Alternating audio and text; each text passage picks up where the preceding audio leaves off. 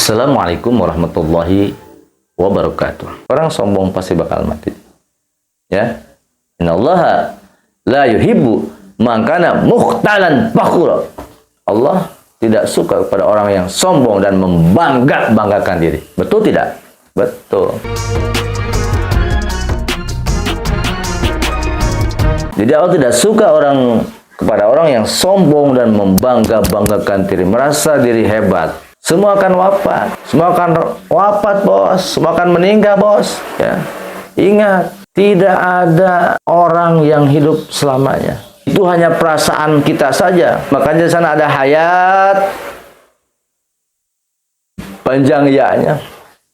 Seolah-olah menggambarkan kita ini orang semua tidak ingin mati. Karena kita berkelimangan harta, banyak itu, banyak ini, maka takut ditinggalkan.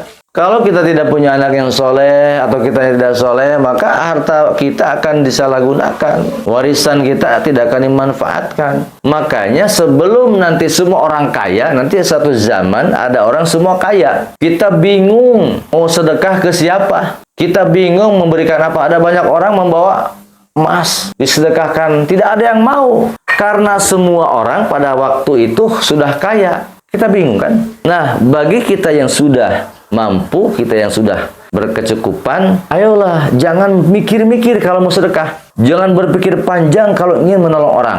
Ini itulah alasan takut tidak dibayar misalkan. Dan lain sebagainya. Lepaskan saja kalau kita mau menolong orang. Kalau nanti semuanya sudah kaya raya, kita bingung mau sedekah. Baru mau sedekah sudah semua kaya, bingung.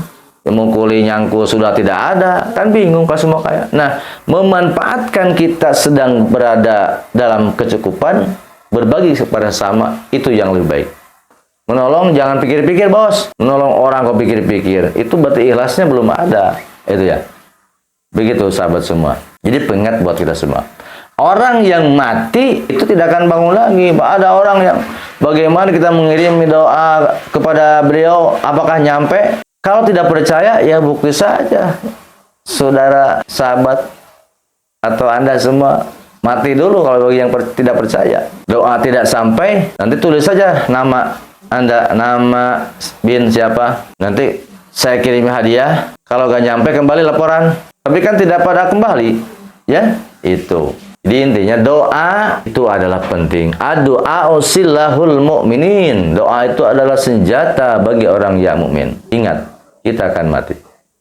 Ya, mati itu pasti. Ya, pada itu orang yang masih segar bugar, masih sehat walafiat, jangan tinggalkan ibadah, jangan tinggalkan sholat. Karena sholat itu adalah yang paling pertama akan dihisab Allah Subhanahu wa taala. Dan sholat itu adalah tihangnya agama. Tidak sholat, maka orang itu akan disolatkan. Jangan mentang-mentang pada saat sehat bugar tidak mau sholat, tidak mau ke masjid, sudah wafat, lebih depan di masjid, ya disolatkan. Pangharup, nah hari sholat, hari maut mah diharup di masjid. Aikir hirup mah taraka masjid, misalkan.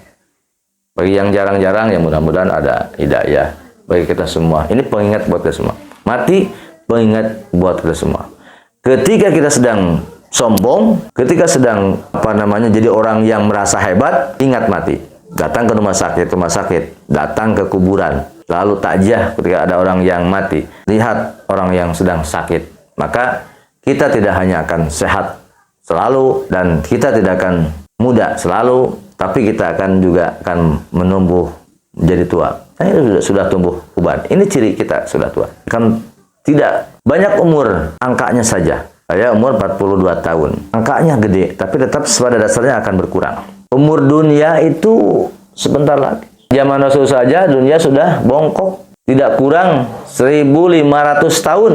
Sekarang sudah tahun berapa? 45. Tinggal dikurangi saja. Ya, Masya Allah.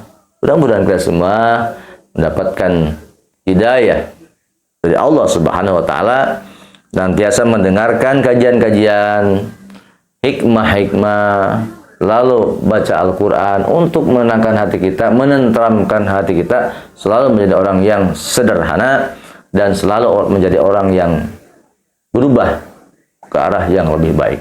Ingat, kita akan mati. Jabatan, kehebatan, kekayaan akan kita tinggalkan. Harta, tahta, wanita itu akan kita tinggalkan. Ya, jadi bohong orang yang setia katanya pada istrinya atau sebaliknya istri kepada suami ketika meninggal salah satu tidak akan ikut ke kuburan. Bersedih, iya bersedih. Tapi bagaimana? Ternyata kan tetap nanti kawin lagi. Iya meninggal bersedih tapi sudah 40 hari udah tengok dari kanan. Ingat, tunggu dulu 4 bulan 10 hari.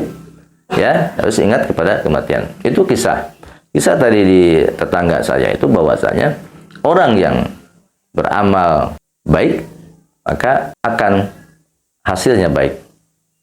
Wa may ya'mal mithqala dzarratin khairan yarah wa may ya'mal mithqala dzarratin syarran yarah. Sedikit amal kita baik maka akan hasilnya baik. Kita berbuat buruk akan hasilnya buruk. Amal sedikit sebiji zarah maka akan diperhitungkan.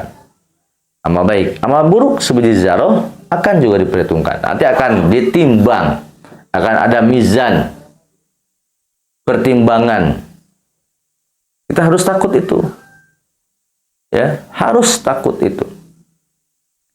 Pada dasarnya semua kita akan mati.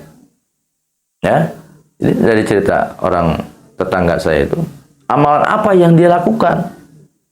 Dan ternyata dia tidak pernah bergaul dengan orang, tidak pernah menggibah, namimah, tidak ujub, riya, takabur.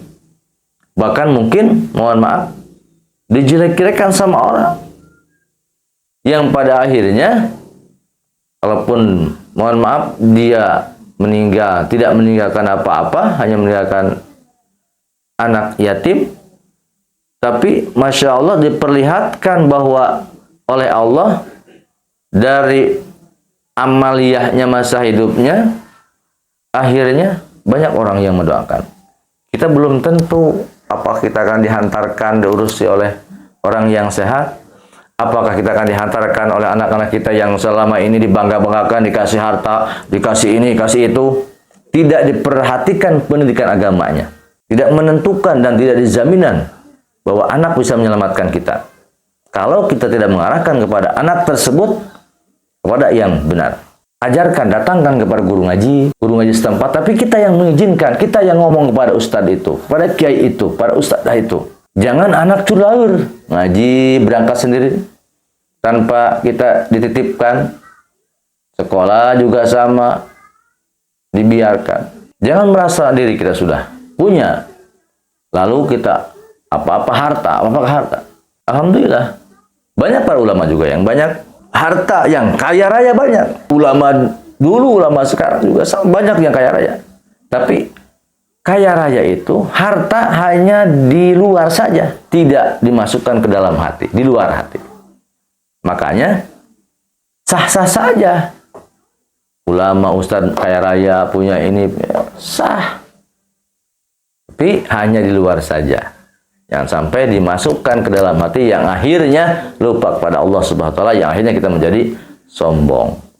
Ingat, Fir'aun, orang yang paling sombong, wafat, binasa. Kita jangan ikut pada Fir'aun. Kaya raya, bahkan mengaku Tuhan, binasa Fir'aun. Intinya adalah hikmah daripada kematian untuk orang hidup menjadikan kita menjadi orang yang lebih baik, meningkatkan ketakwaan kepada Allah Subhanahu wa taala, menjadikan kita lebih membela orang lain, bisa menolong orang lain, bisa membantu orang lain. Ketika kita punya rezeki, punya harta, ataupun tidak punya harta, kita membantu berdoa kepada orang yang meninggal tersebut. Jadilah orang yang lebih baik dalam kehidupan kita. Dan mudah-mudahan orang yang menonton video ini, sahabat semua, menjadikan kita orang yang lebih baik, menjadi orang yang berbudi pekerti yang luhur, selalu membantu orang, dan selalu mendoakan orang. Kita punya harta, bantu dengan harta. Tidak punya harta, bantu dengan doa seikhlas mungkin, tanpa ada balasan, tanpa ada ingin dibalas. Mudah-mudahan apa yang disampaikan bermanfaat untuk kita semua, dan mudah-mudahan kita mendapatkan hidayah untuk selalu meningkatkan iman kepada Allah Subhanahu wa taala, nantiasa beribadah kepada Allah, jangan tinggalkan sholat, selalu berbakti kepada orang tua bagi yang masih ada orang tua yang lengkap. Bagi orang tua yang sudah tidak ada, bantu doa, selalu mendoakan orang tua punya rezeki sedekah. Niatkan untuk orang tua kita, insya Allah akan sampai kepada orang tua kita. Mudah-mudahan bermanfaat untuk kita semua, menjadikan bawais, saling mengingatkan, wa tawasul haq wa tawasul shol. Hadanallahu wa iyyakum ajma'in. Assalamualaikum warahmatullahi wabarakatuh.